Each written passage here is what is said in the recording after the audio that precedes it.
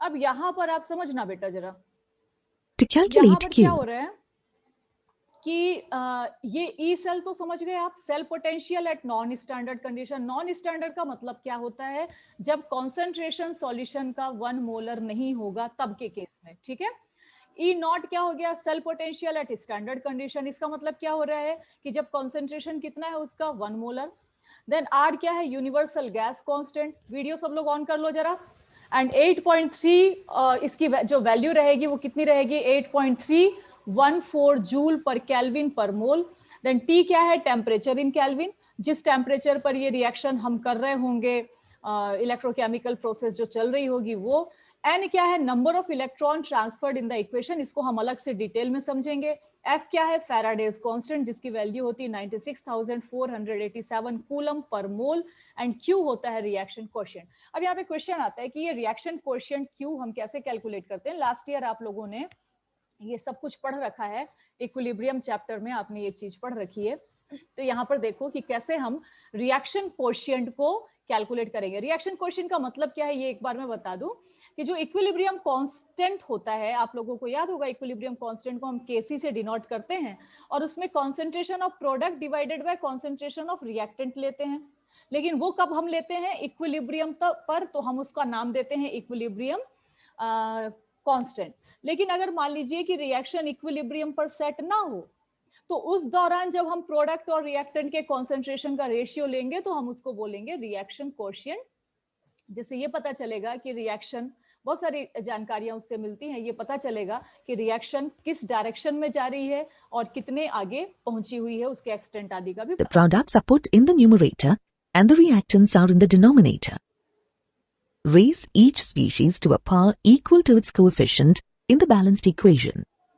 तो ये Molar होता है किसी रिएक्शन के लिए रिएक्शन कोएफिशिएंट। ओके, प्रोडक्ट का concentration raise to the power of their stoichiometric coefficient divided by reactants के concentration raise to the power of their stoichiometric coefficient. are used for concentrations as indicated by the square brackets. Remember that concentrations of pure solids and liquids are taken as unity. By ये ध्यान रखना, pure solid और pure liquid का concentration क्या माना जाता है, unity, यानी converting natural logarithm into base 10 log and substituting the value of R, F and T equal to 298. The equation can be reduced as shown here. यहाँ पर सारी वैल्यूज अगर हमने रख दी, आर की, टी की, एफ की, और यहाँ पर हम टेम्परेचर ये मान रहे हैं कि रूम टेम्परेचर है, रूम टेम्परेचर कितना होता है, 298 केल्विन होता है। ये सारी वैल्यू जब आप पुट करेंगे, ये और ये, तो यहाँ पर, और साथ ही साथ में जब आप ln को लॉग बना दोगे, ठीक है, ln क्या होता है, ln x जो है, अगर वो नेचुरल लॉग है x का, तो जब हम इसको लॉग बेस 10 में कन्वर्ट करते हैं तो ये हो जाता है लॉग x, लेकिन ये किससे मल्टीप्लाई हो जाएगा, पूरा ये पूरा मल्टीप्लाई हो जाएगा 2.303, इस टर्म से ये मल्टीप्लाई हो जाएगा इस न्यूमेरल से।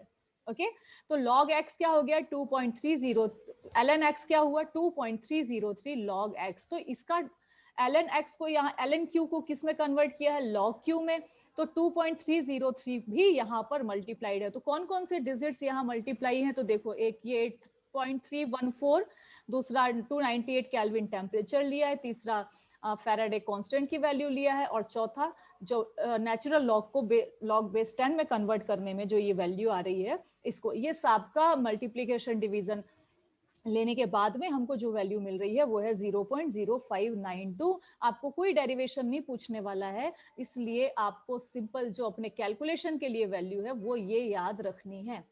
ओके, ये आपको याद रखना है, ये फॉर्मूला आपको याद होना चाहिए। चलो अब हम आगे बढ़ते हैं।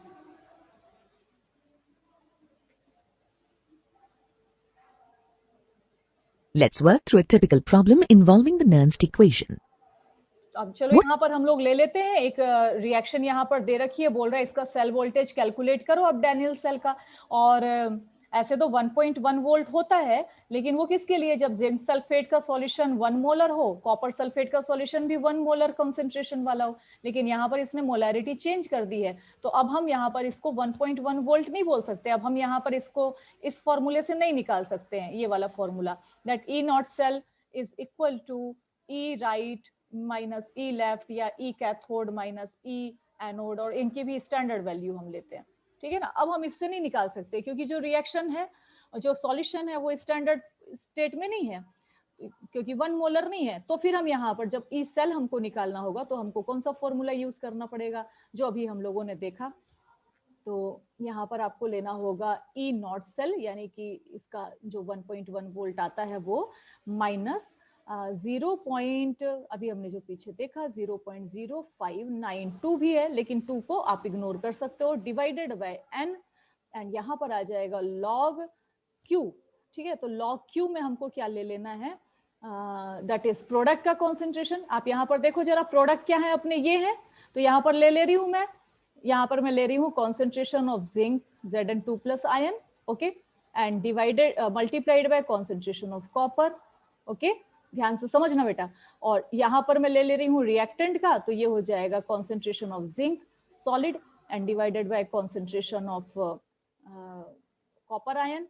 अब अभी पीछे हम लोगों ने पढ़ा कि प्योर सॉलिड और प्योर लिक्विड का जो कॉन्सेंट्रेशन होता है वो 1 माना जाता है, यूनिटी माना जाता है। तो जब ये यूनिटी है तो आप इसको तो ये पकड़ लो कि ये क्या हो गया, ये तो 1 हो गया, और ये भी क्या हो गया, 1 हो गया, लिखा ना लिखा बराबर हो गया। तो अब हमारे पास में क्या रखना है, ऊपर में रखना है अपने को जिंक आयन का कंसंट्रेशन कितना है, 0.1 मोलर, कॉपर का कंसंट्रेशन कितना है, 0.5 मोलर। अब क्वेश्चन आता है कि n की वैल्यू आप क्या रखेंगे, यहाँ पर n की वैल्यू क्या रखोगे, बाकी सारी चीजें तो हो गई। तो n की वैल्यू में क्या रखना होता है बेटा, यहाँ पर देखो कि कितने इलेक्ट्रॉन्स का इन्वॉल्वमेंट है, कैसे पता चलेगा कितने इलेक्ट्रॉन्स का इन्वॉल्वमेंट है। आप जरा देखो, जिंक से Zn2 प्लस बन रहा है, तो कितना इलेक्ट्रॉन इसने लूज किया है, 2 इलेक्ट्रॉन। Cu2 प्लस से Cu बन रहा है, तो कितना इलेक्ट्रॉन इसने गेन किया है, 2 इलेक्ट्रॉन। इसने 2 इलेक्ट्रॉन गेन किया, इसने 2 इलेक्ट्रॉन का लॉस किया है। तो सारा जो रोल प्ले है वो कितने इलेक्ट्रॉन्स का चल रहा है, 2 इलेक्ट्रॉन्स का। तो यहाँ n की वैल्यू क्या हो गई, 2, ओके।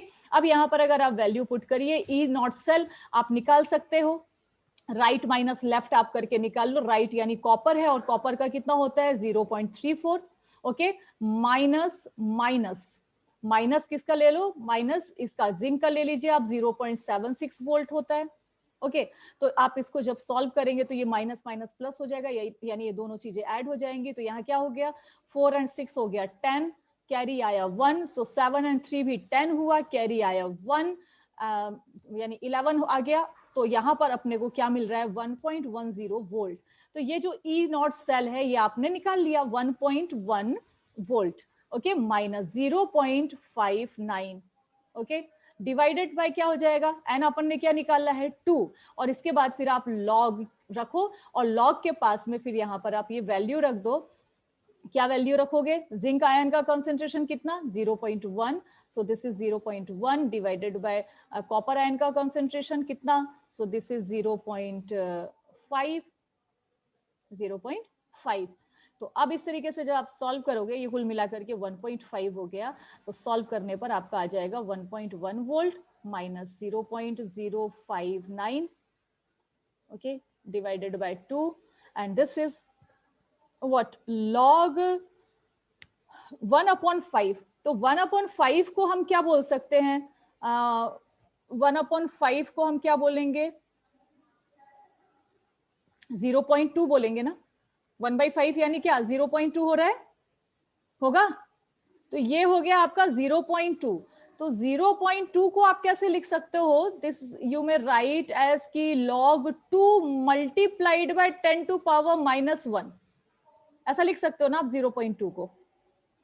तो चलो यहां पर अब आगे कैसे कैलकुलेशन करना है ये आप यहां पर देख सकते हो।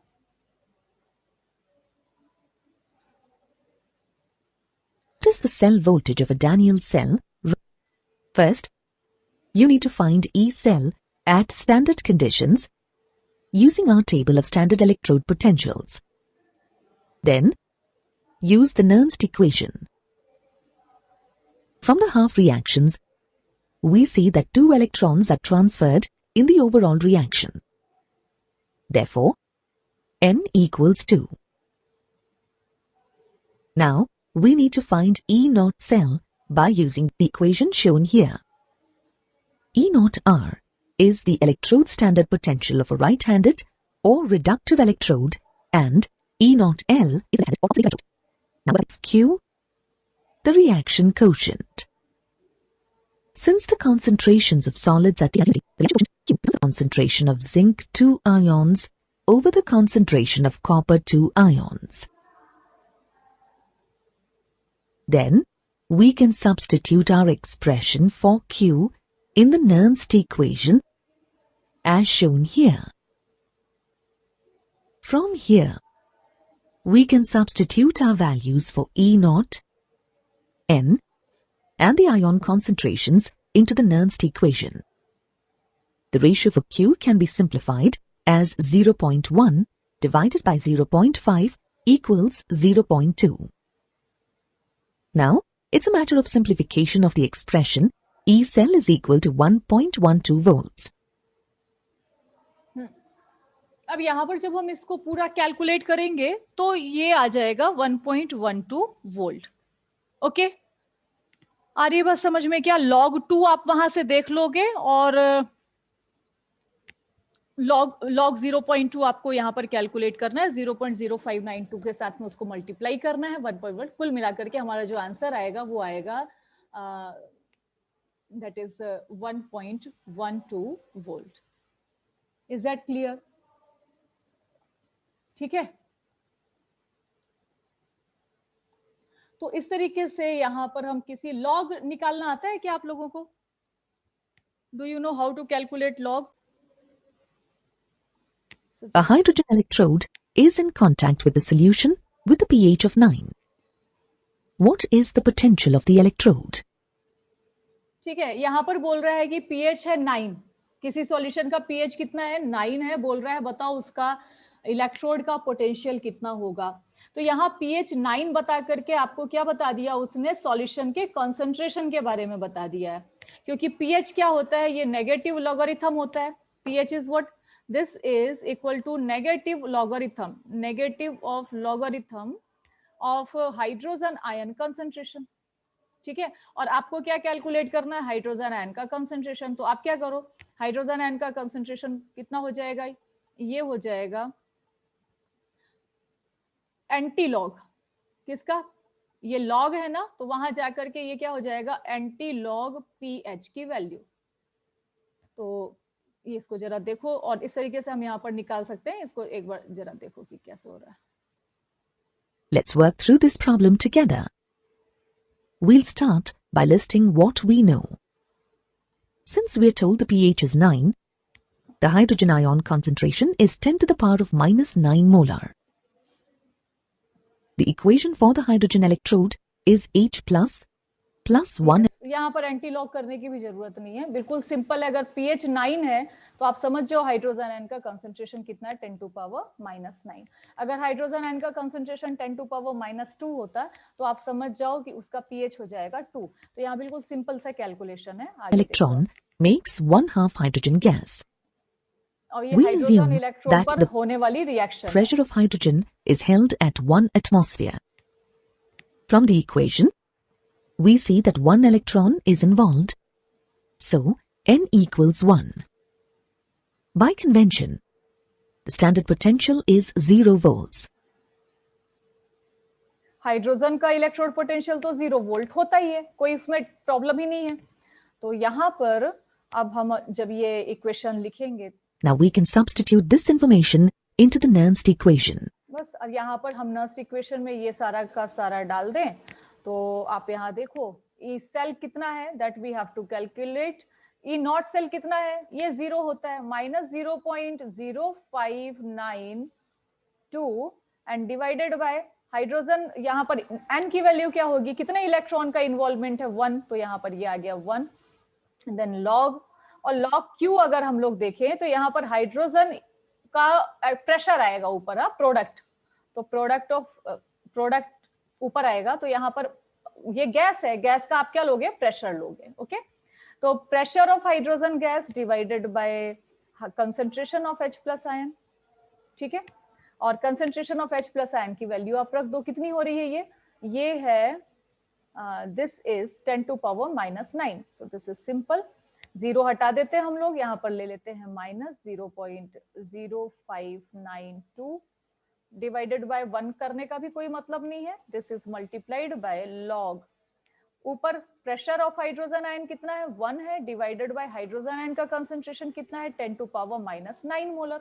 तो ये 10 टू पावर माइनस 9 ऊपर गया तो क्या हो जाएगा, 10 टू पावर 9, और उसका लॉगरिथम कितना हो जाएगा, 9। ओके, 10 टू पावर 9 का लॉग क्या होगा, लॉग 10 टू पावर x कितना होता है, x होता है, तो log 10 टू पावर 9 कितना हो जाएगा, 9 हो जाएगा। अब आप यहाँ पर जरा वापस सारी वैल्यूज को रखो, क्या आ गया यहाँ पर, -0.0592, okay, and this is multiplied by log हटा देते हैं, लॉग की अब जरूरत नहीं है, तो log 10 to power 9 is equal to 9। So यहाँ पर आप ये मल्टीप्लाई कर दीजिए और ये आ गई इसकी value. Okay, electrode potential hydrogen की, अगर उसका पीएच हाइड्रोजन आयन कंसंट्रेशन इतना है तो उसकी वैल्यू कितनी आएगी, नेगेटिव वैल्यू आएगी। एक बार इसका सॉल्यूशन भी देख लो। From the equation for the hydrogen electrode, we see that Q equals H2 over H plus. By evaluating the equation, we find that the electrode potential is minus 0.531 volts. Let's start our discussion with the example of a Daniell cell. So clear ना ये चीज। अब हम लोग यहाँ पर Daniel cell के साथ में देख रहे हैं, क्या देख रहे हैं यहाँ पर, हम पढ़ने वाले हैं derivation of equilibrium constant from Nernst equation and relation with Gibbs energy. तो नर्स्ट इक्वेशन समझ में आ गया कि नहीं आया, ये मुझे बताओ पहले। नर्स्ट इक्वेशन क्या है, ये नर्स्ट नाम के साइंटिस्ट ने, केमिस्ट ने ये इक्वेशन दिया था। क्वेश्चन आता है क्यों दिया था, इसलिए दिया था कि स्टैंडर्ड इलेक्ट्रोड पोटेंशियल की वैल्यू तो कैलकुलेट हो गई थी स्टैंडर्ड हाइड्रोजन इलेक्ट्रोड की मदद से, सारे इलेक्ट्रोड्स की, तो उसकी जो वैल्यू कैलकुलेट हुई थी वो 1 मोलर कॉन्सेंट्रेशन पे हुई थी। क्वेश्चन उठा कि अगर मान लो कॉन्सेंट्रेशन 1 मोलर ना हो, कोई दूसरा आइदर कॉन्सेंट्रेशन हो, तब क्या करेंगे। तो उसके लिए नर्स्ट ने एक इक्वेशन डिराइव किया और वो इक्वेशन था नर्स्ट इक्वेशन। इसमें मेरे ख्याल से कोई भी दिक्कत नहीं है। किसी भी कॉन्सेंट्रेशन पर अगर आपको इलेक्ट्रोड पोटेंशियल कैलकुलेट करना है तो आपको किसकी जरूरत पड़ेगी, नर्स्ट इक्वेशन की। ओके, अब यहां पर आ रहे हैं हम लोग कि नर्स्ट इक्वेशन तो हमने समझ लिया, नर्स्ट इक्वेशन से हम कैसे इक्विलिब्रियम कांस्टेंट को डिराइव कर सकते हैं। So just see here, As a Daniell cell starts functioning, the concentration of copper 2 ions starts decreasing, and that of zinc ions starts increasing. Okay, तो यहाँ पर अब आपको समझ में आ रहा होगा, कोई भी डैनियल सेल है, जिंक और कॉपर का जो सेटअप होता है उसको डैनियल सेल बोलते हैं। इस सेल में जब आप स्टार्ट करते हो रिएक्शन, तो यहाँ पर जैसे आप स्विच को ऑन करते हो, सारा सर्किट कनेक्ट हो जाता है और यहाँ पर काम चालू हो जाता है कि जिंक जो है वो डिसॉल्व होने लग जाता है, ऑक्सीडाइज हो रहा है, और कॉपर जो है वो रिड्यूस होने लग जाएगा, तो ये वहां पर डिपॉजिट होने लग जाएगा, हैवी होता जाएगा कॉपर का इलेक्ट्रोड। अब ये काम यहाँ पर चालू हो जाता है, एक स्टेज ऐसी आ जाती है जब ये इक्विलिब्रियम की पोजीशन पर आ जाता है, स्टॉप हो जाता है रिएक्शन। देखो, It means that Q, the reaction quotient in the Nernst equation, जब इक्विलिब्रियम की कंडीशन आ जाएगी तो उस समय में रिएक्शन स्टॉप हो जाएगी, और ऐसे में जो आप यहाँ पर रिएक्शन कोशिएंट ले रहे थे तो वहां पर आप उसको इक्विलिब्रियम कांस्टेंट बोलोगे। इक्विलिब्रियम पर ये जो रेशियो है वही इक्विलिब्रियम कांस्टेंट के बराबर हो जाता है, मतलब कि प्रोडक्ट अपॉन रिएक्टेंट जो है उसका जो रेशियो है, अगर इक्विलिब्रियम है तो वो उसको इक्विलिब्रियम कांस्टेंट बोलते हैं, और अगर इक्विलिब्रियम सेट नहीं है तो उसी को हम रिएक्शन कोशिएंट बोल देते हैं। दोनों एक ही बात है, बस सिचुएशन अलग अलग है, जो फॉर्मूला है वो दोनों का सेम रहेगा। तो यहाँ पर जब हम एट इक्विलिब्रियम की बात कर रहे हैं तो ये कुछ ऐसा बन जाएगा, is increasing. This shows that the cell voltage will decrease. At one stage, the concentrations of both the ions become equal. This indicates that the reaction will reach equilibrium and the voltmeter will read 0. अब यहाँ पर आप समझ रहे हो, यहाँ क्या होता जाएगा, जिंक जो है वो लगातार कम होता जाएगा, कॉपर लगातार बढ़ता जाएगा। एक समय में ऐसा आ जाएगा इनके सॉल्यूशन में जो कॉन्सेंट्रेशन है वो दोनों का बराबर बराबर हो जाएगा, जिंक सल्फेट में जिंक आयन का, कॉपर सल्फेट में कॉपर आयन का। जैसे ही कॉन्सेंट्रेशन बराबर होगा रिएक्शन स्टॉप हो जाएगी, वोल्ट मीटर में जो रीडिंग है वो 0 हो जाएगी, हम बोलेंगे कि अब जो रिएक्शन है वो इक्विलिब्रियम पर सेट हो गई है। और तब हम यहाँ पर ये जो log Zn2 plus upon Cu2 plus को हम रिएक्शन कोएफिशिएंट बोल रहे थे, अब हम यहाँ पर इसको किस नाम से बुलाएंगे, इक्विलिब्रियम कांस्टेंट के नाम से। ओके, सो यहाँ पर देखो, For this situation, the Nernst equation can be written as shown here. सो अब आप यहाँ पर देखो, ये रहा नर्स्ट इक्वेशन। अब यहाँ पे क्वेश्चन आता है, अब यहाँ पर देखो कि ई सेल तो क्या हो गया, 0 हो गया। अभी अभी पीछे हमने पढ़ा क्या कि वोल्टमीटर पे जो रीडिंग है वो 0 हो जाएगी, यानी उसका कोई अब अपने को ईएमएफ नहीं मिलेगा, तो ईएमएफ तो 0 हो गया। अपना जो फॉर्मूला होता है वो क्या होता है, E cell is equal to E cell E naught cell minus 2.303 RT upon NF log Zn2 plus upon Cu2 plus.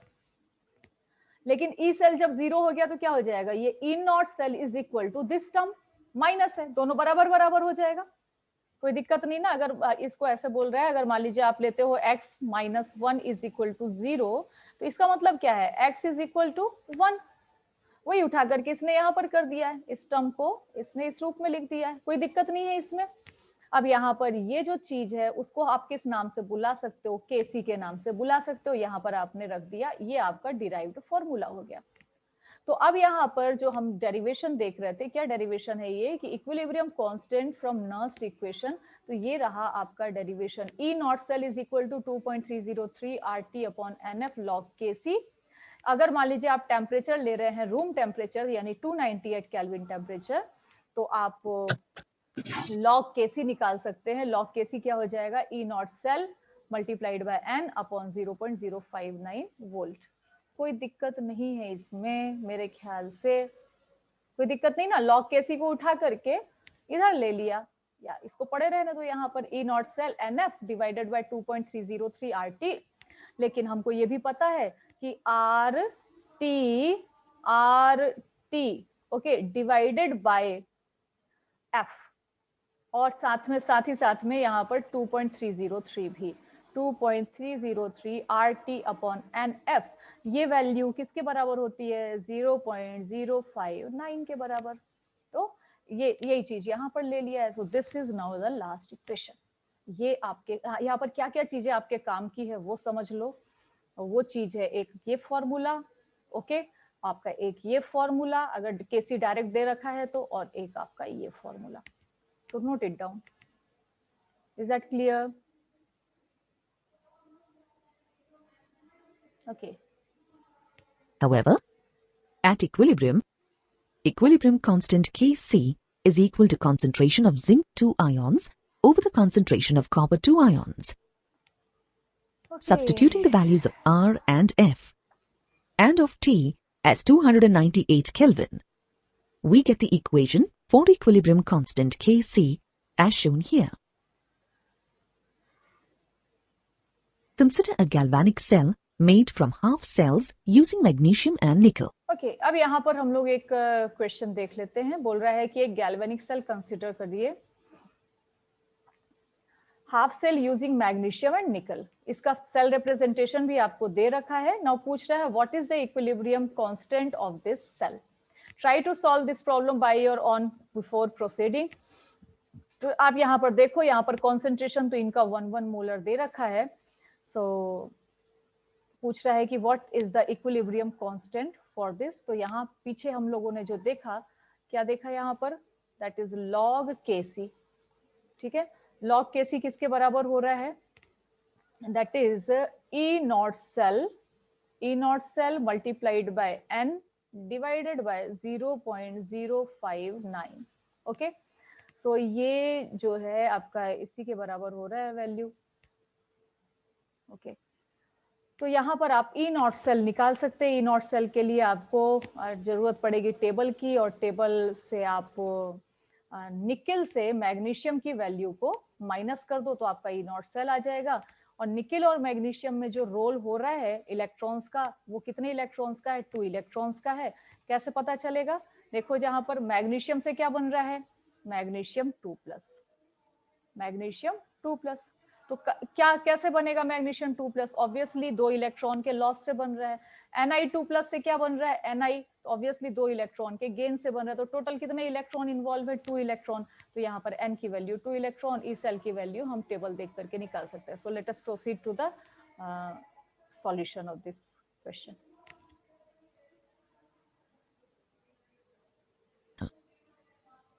Since nickel has the greater reduction potential, it is the cathode and magnesium is the anode.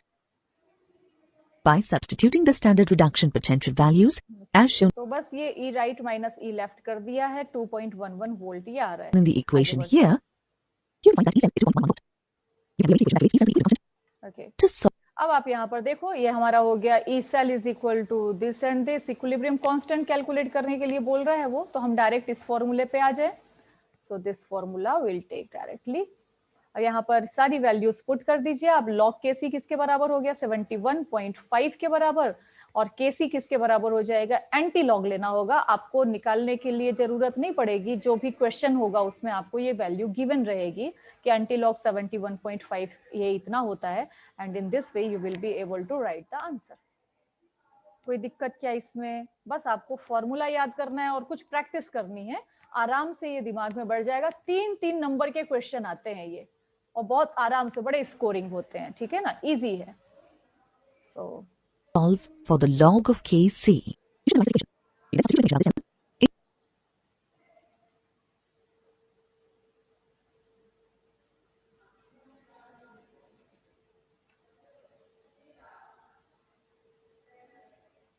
of this and अब आ जाते हैं हम लोग Gibbs energy में भी इसी बात पर, relation between Gibbs energy and the cell potential. पहले पीछे हमने क्या पढ़ा? केसी और सेल पोटेंशियल के बीच का रिलेशनशिप। अब हम पढ़ेंगे गिब्स एनर्जी। क्या होती है Gibbs energy? The energy of a system which is used in useful work, used in conducting useful work by the system. और सार बात ये है कि जब कोई भी सिस्टम है मान लीजिए, और अगर वो अपने आप काम कर रहा है, तो आप समझ लेना उसकी जो डेल्टा जी है वो क्या होना चाहिए? नेगेटिव होना चाहिए, ठीक है ना। डेल्टा जी क्या रहेगी? नेगेटिव। ये जो गिब्स फ्री एनर्जी है और ये और सेल पोटेंशियल, इन दोनों के बीच का रिलेशनशिप सिर्फ इतना है कि delta G naught this is equal to minus n F E naught, ठीक है ना। यहाँ पर हमको आर और टी नहीं लेना है, आर और टी यहाँ नहीं लेना है, सिर्फ क्या लेना है? Number of electron involve, Faraday constant, simple है। और यहाँ पर आप बड़े आराम से इसके फॉर्मूले से निकाल सकते हो। यहाँ क्या बोल रहा है? E cell is an intensive property, यानी कि अगर आप थोड़ा सा ले रहे हो तो, या बहुत सारा ले रहे हो, ई सेल की वैल्यू में कोई फर्क नहीं आएगा, लेकिन डेल्टा जी में ये एक एक्सटेंसिव प्रॉपर्टी, अगर आप थोड़ा सा ले रहे हो उसका अमाउंट अलग होगा, ज्यादा लोगे अमाउंट अलग होगा, ऐसे प्रॉपर्टीज को बोलते हैं एक्सटेंसिव प्रॉपर्टी, ठीक है। तो इन दिस वे ये आपका रिलेशनशिप है, बहुत इंपॉर्टेंट, इससे न्यूमेरिकल आ जाते हैं और सिंपल सी चीज है, आराम से आप कर सकते हो। आगे यहाँ पर हम रिलेशनशिप बिटवीन गिव्स free energy and cell potential में आप यहाँ पर ये भी ले लीजिए that delta G is equal to minus R T l n K भी होता है, ठीक है ना। कैसे होता है? That we can derive, but derivation की जरूरत नहीं है। तो कुल मिलाकर यहाँ पर हमारे पास में डेल्टा जी के 2 फॉर्मूले हैं। आपको यहाँ अगर ई सेल के रेस्पेक्ट में डेल्टा जी पूछता है तो आप ये वाला फॉर्मूला यूज करो, और के रेस्पेक्ट में आपको के की वैल्यू देके डेल्टा जी पूछ रहा है तो ये फॉर्मूला यूज करो। कुल मिलाकर के आपके पास ये 2 फॉर्मूले हैं, ओके। यहाँ पर अगर मान लीजिए आपको गैस कांस्टेंट और टेम्परेचर वगैरह दे करके रखा है और फिर निकालने बोल रहा है डेल्टा जी कैलकुलेट करो, तो ये वाला फॉर्मूला आप यूज करोगे। ये दोनों फॉर्मूला इंपॉर्टेंट है।